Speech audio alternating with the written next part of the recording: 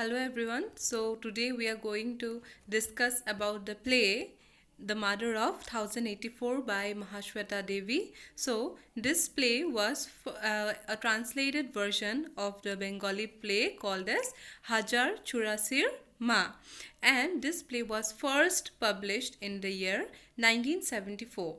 And we have to know that this play is also known as a historical play. Okay, so this play has got some historical significance. Why? Because this play connects us with the Naxalite movement. So, Naxalite movement, as you all know, was a movement which originated in a place called Naxalbari, and it was a movement of the peasants. Okay, so it was a movement of the peasants who had this, who were exploited at their own levels, and they retaliated against the government, the police officers, and they killed certain people in power. So that is why this movement actually was terrorized in such a manner that these people were called as terrorists. And so this play is actually set in the background of the Naxalite movement. So this Naxalite movement, it started around in 1967. Now we have to remember the origination of the movement. It started in the 1967, and the play was written, after a few years. It was written in 1974. And as you all know that the Naxalite movement was a revolt against those money lenders, the people in power, and also to the authorities, the government. And so this play also introduces us to characters which are directly or indirectly associated with the Naxalite movement. So, who are the characters in this novel? So, the main character in this novel is the mother. So, see, the play itself is named as Mother of 1084. So, we have to remember that the term mother is very important in the play, and she plays the most crucial role, and she is the mother called Sujata Chatterjee. And Sujata Chatterjee, she is married to Dibyanath Chatterjee, and they have 4 children. So their children are Brati and Jyoti. So Brati and Jyoti, they are 2 sons and 2 daughters, Nipa and Tuli. Now, this story basically concerns about the life of Brati, who joins the Naxalite movement. And so this story is based on the background of what happens after Brati gets killed. And there is also one character called as Nandini. So she is also one of the characters who unfoiled the mystery of Brati's death, and she was the lover of Brati. So, if we come to the financial condition of the family, we can know that it is not very sound. Okay, so why? Because Dibyanath Chatterjee, he is an accountant, and Sujata, she is a well-educated lady. But then what happens when she gets married to Dibyanath? She has hopes of living a good life, and that is why she clears her bachelor's degree. But after she gets married and they have got 4 children, so it is very difficult for them to live their life. Now this son Brati is one of the most favorite, out of the 4 children, and he was very attached to his mother during his childhood, and he used to tell each and everything to his mother.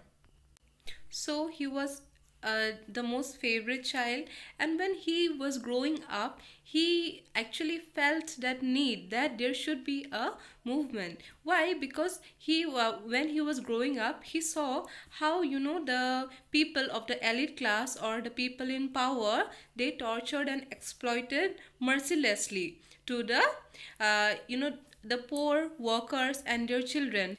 So what happens? Bhrati, he is very disturbed with this kind of sights before his eyes, and he joins this movement.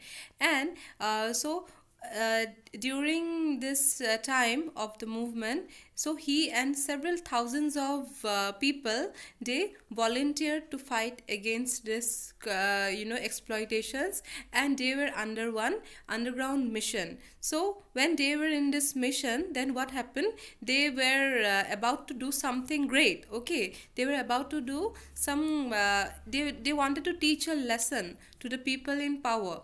But then what happened, one of their comrades, he became disloyal. Okay, he betrayed the group, and that is why he got killed. So they get killed in a police encounter. And since police gets to know about their plan and where they're hiding, so Bratti also gets killed in this encounter. And many of his friends also gets killed in this rebellion, and in this encounter they get killed. And some of his friends, such as, they were known as Somu, Partha, Bijit and Laltu, so they also got killed in that police encounter. Now, when Bratti gets killed, his father, he is not very much, he is indifferent to the death of Bratti. Okay, so he is not very much, reacting to the death, and he is a person who is like, who is an who embodiment of perfection. Okay, so he is an accountant by profession, and then people used to really value him and idolize him. So that is why he paid no attention to Bratti's death. And when Bratti was dead, then he did not think much about it. He thought that Bratti was a disgrace to their society, so that is why he wanted to avoid that. Okay, and he wanted to avoid that recognition that Bratti was his son. So when his son gets killed, Dibyanath Chatterjee, he tells that nobody should go and look at his son. Okay, nobody should go and identify the body, because it is kind of a disgrace for him that his son is not alive, and he has been killed in this disgraceful cause. So when the play starts, there is a morning time. So the play starts with the setting of the morning time, and there is a phone call from the police of Kantapukur police station, and they call up in the house that they have found a body. Okay, so they have kept the body in a morgue, and they asked them to come and identify the body. So when he calls up, so when the person calls up, then the father receives the call, and he says that you have to identify a corpse which is numbered as 1084. Okay, so this is the most important part of the play. So this is when the title of the play comes into the picture. So this is the corpse number 1084, and so you have to come and identify the corpse of the 1084. And then what does the father does? The father, he does not want people to know about his son, so he does not pay any attention. And then what happens is that his mother, she alone goes to identify the body. So when she asks the father, he says that he won't be going to accompany her. And this is where we see that the father, he has got he values his societal ideals more than his son. Okay, he has got no emotions, and so that is why he doesn't even want people to know about the death of his son. So he does not want to be a part of that controversy. Now, at this point, Sujata really understands that, she has got no significance in her husband's life. And, how she is isolated by her husband in this times of need. And they are only thinking about how they can hush up this matter. They are not thinking about how they can, bring the son back home, like identify the corpse and bring the body home. But no, they are not, extending any help or support to the mother. So this is where the mother comes to know about the picture of the father. So when she goes to meet the son, so she feels very shocked, okay, and she is like, she has no idea what has actually happened to her son. So what she does, she goes to meet Somu's mother, okay. So Somu was one of the rebels who got killed in the movement, and she went there, and then she wanted to know about their movement. So what happened actually, and what was the cause behind his death. And when she goes to meet at Somo's house, she sees in what kind of pathetic condition these people are living. Okay, so Somo actually lives in a slum, and the whole area is covered with dirt, and it is very unhygienic. The condition of the people living there is not livable. Okay, they cannot actually live in those conditions, and then she understands that under what circumstance these people rose into rebellion. So then what happens? Then she finally meets Nandini. So she was the girlfriend of Bhrati, and there she comes to know that what actually happened, how people conspired to the killing of Bhrati, and how the police sent their assassins to kill Bhrati, and how his own people betrayed him. So that is how the mother, she came to know about the death of her son. So when she gets to know about her son, then she realizes that she doesn't know her son at all. So she actually doesn't know what he was in person, and what were his political ideologies, and also how the politics conspired his death. So this was the time when Sujata underwent a transformation of her character. So this is the time when she undergoes transformation. So we see that at in the first place, in the first part of the play, Sujata was a very submissive and repressed person, but now she was a so who undergoes transformation from a repressed submissive woman to a woman who is socially and politically aware of the situations, and she becomes politically enlightened, and she also knows that it is because of the people in power, the elite class, the rich people, who are actually responsible for her son's death, and also about the poor living conditions of the people. So in the first part of the play, she was just devoid of the reality. Okay, she was unknown of the real conditions, the plight of the people who were living in the slums. But after the meeting Somu's mother and Nandini, she comes to know about her son's political beliefs, and also about the people in power who have mercilessly been instrumental in the murder of her son. So then she undergoes a transformation. Okay, so she becomes more detached from her family, and she knows that her family doesn't understand her. So what she does, she tries to meet these kind of people, tries to help them, and she also tries to tell her experiences in front of other people. And so this was the point when she realizes that she should leave her house. But she was a responsible mother. So during this time, what happened?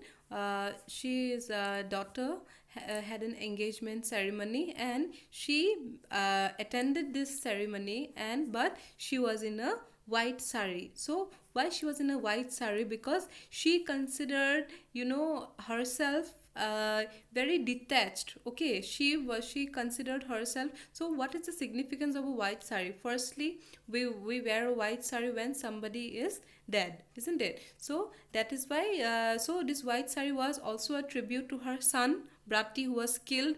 And also because this white sari meant the death of all her relationships. Okay, this meant her detachment from her family and from this worldly pleasure. So she was transformed altogether into a different person. So when she comes in the white sari, then what does the relatives do? They mock her, they make fun of her, and they tell her to be a bad influence on the society and on the girl. So they really think that this mother was not to be someone who should be taken as an inspiration. Then what happens? The mother we should also know about her health condition. So she was suffering from appendix, so she had a huge appendix, so which was left untreated. Okay, so she was so busy in this affairs that she could not treat herself, and then what happens, the appendix, it burst. Okay, so it bursted in one of her speeches. So she was in a she was in giving a speech in front of the crowd, and there the appendix, it bursted. So there, and then she collapsed and she fell on the ground. So there, while she was there giving the speeches, then she exclaimed certain speeches. Okay, she said that, speak, why don't you speak, for heaven's sake. So this is an urge, this is a call to wake up and to for people to realize their duties. So, and also she was a kind of a ray of hope. Okay, so she wanted to people to really realize their state. And so this was the time when she collapsed, and her husband, who was listening to the speech from from the distance, he also realized the the mother's mental state. And then she he actually it came as a kind of what to say, a realization for the father, and he realized that this was all worth it. Okay, and he also realizes how the mother selflessly sacrificed herself, and also how his son actually had a very important message for the society, and how we all need to help those people, those exploited people. So, what are the important aspects that we need to remember in this play? The first thing is the Naxalite movement. Okay, the movement of the poor people, the movement of the workers, the against the landowners, and also about the movement of the the suppressed people against the people in power. And then what else we have to remember? We have to remember about the position of women in the Indian society. So we have to know that how women are considered to be suppressed, repressed, and also how women are not regarded as the significant other. Okay, so we can read this with the help of certain feminist texts. So for example, how we can take the example of certain feminist texts of Simone de Beauvoir, you say. So what does Beauvoir tries to say us? That women are always regarded as the insignificant other. So similarly, in this play is also women are regarded as the insignificant other. So that why? Because the father, he has not regarded the women worthy of working, and also he was he considered this social taboos, and then the social ideals. He wanted to paint a perfect picture of patriarchy. But later on, what happens, she undergoes a transformation with her son's death. So that is when she realized her full potential. Okay, thank you. And so what I want you all to remember for this class is the Naxalite movement, and also a brief background on the author. I gave you the notes on Mahashweta Devi as a writer, as a feminist. So you need to remember these things, and also about the position of women in the Indian society in regard to the play of the Mother of 1084. Thank you.